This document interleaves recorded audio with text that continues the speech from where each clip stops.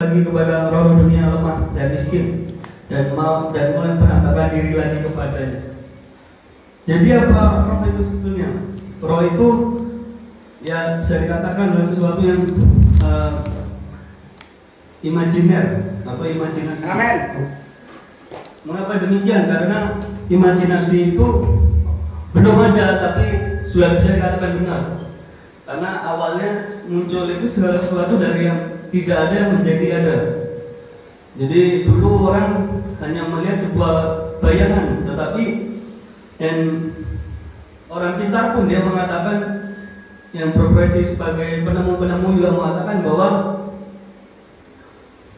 imajinasi itu adalah sebuah pencapaian tertinggi manusia. Jadi ketika manusia bisa menemukan sesuatu yang di sini itu baru, itu dimulai dari imajinasi. Jadi ketika dia tidak berimajinasi, maka dia tidak akan pernah mendapatkan sesuatu yang baru. Ya rata saja, flat. Jadi kalau saya hidup ya Anda hidup gitu aja. Jadi sama-sama bernapas. Beda dengan orang yang imajiner. Kalau orang imajiner itu negara maju, dia ada sesuatu yang besar, dampaknya juga besar terhadap ekonomi. Jadi kalau orang bekerja di negara yang biasa-biasa itu sebulan dapat 1.500.000, bahkan yang lebih miris lagi ada orang di daerah ya tertentu di Jawa itu dia cuma sebulan dapat itu 500.000 cuma. Jadi itu buat makan apa itu 500.000. Tapi di tempat negara maju dia bisa mendapatkan 30 juta sebulan, 20 juta sebulan. Makan juga sama habisnya. Jadi habisnya tidak sedikit tidak banyak, tapi sedikit aja habisnya. Karena apa? Karena di negara itu memang sudah mendapatkan sesuatu yang maju atau sesuatu yang imajiner.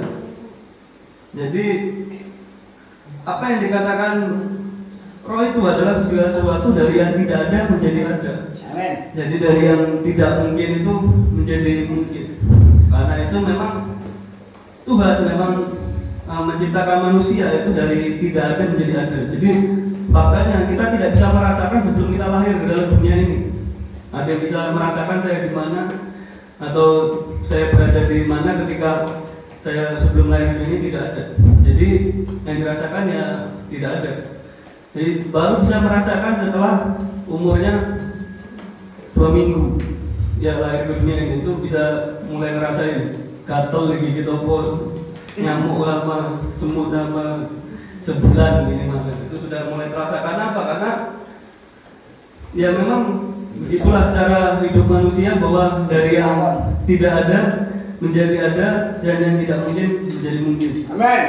Bahwa segala sesuatunya dikerjakan itu adalah berdasarkan daripada apa yang tidak ada menjadi ada. Jadi bagaimana dengan teori manusia yang lainnya jika hal itu bisa dikatakan demikian? Ya bisa saja itu dibenarkan juga, karena apa, itu juga berdasarkan penelitian. Amin. Ya, jadi kalau di dalam hidup ini kita pakai yang fisikal juga, tetapi boleh orang hidup di dalam roh, tetapi ketika dia lupa yang fisikal, dia sudah di dunia ini lagi. Karena apa? Karena yang fisikal itu dia untuk wujud nyatanya, dan itulah yang sebenarnya yang ada di dalam kehidupan ini. Ayat yang 9 tadi, bahwa kita tidak lagi menggunakan roh yang lemah dan miskin, tetapi kita sudah diberikan sebuah kehidupan di mana kita mendapatkan anugerah Tuhan di dalam kehidupan dunia ini. Dan itulah sebabnya bahwa apa yang Tuhan karuniakan kepada diri kita itu adalah sebuah penghargaan besar di dalam kehidupan kita. Bahwa Paulus mengatakan bahwa bukan kita yang lebih menemukan Tuhan, tetapi Tuhan itu yang lebih dahulu menemukan di dalam kehidupan kita. Ayat 10 dan 11 ya. Kamu dengan teliti memelihara hari-hari tertentu, bulan-bulan, masa-masa yang tepat tahun dan tahun-tahunan, ya kan? Dan tahun-tahun. Aku khawatir kalau susah payah itu untuk kamu kelas sia-sia. Jadi yang suka menambahkan sesuatu hukum dan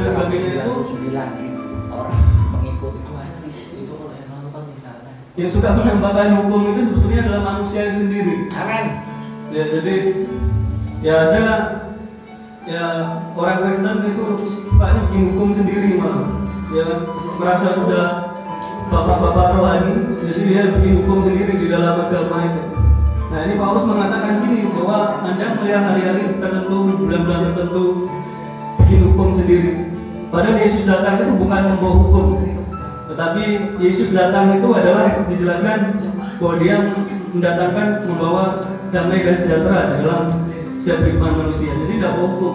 Kalau Anda hidup dalam hukum, Anda akan damai sejahtera. Karena apa? Hukum itu sama dengan logical. Kalau orang tidak dalam logical terlalu berlebihan dalam hukum, maka itu sangat susah sekali. Ya meskipun hukum itu memang diperlukan dalam dunia ini dalam aspek tertentu. Tapi kalau ditambah-tambahkan maka tidak akan. Makanya itu Paulus mengatakan bahwa jangan menambahkan segala sesuatu yang tidak perlu ditambahkan, termasuk hukum-hukum di dalam agama, hukum dan sebagainya. Jadi di dalam dunia ini terkadang juga hidup itu harus kontekstual. Karena apa? Kita hidup di dunia ini itu melihat segala sesuatu, dan apalagi di dalam hidup zaman yang modern ini kita ya mungkin nanti kita bisa hidup seperti ini untuk sekarang, tapi di kehidupan yang akan datang itu akan sangat berbeda sekali. Karena manusia akan melihat bahwa segala sesuatunya itu akan maju dan segala sesuatunya itu akan modern.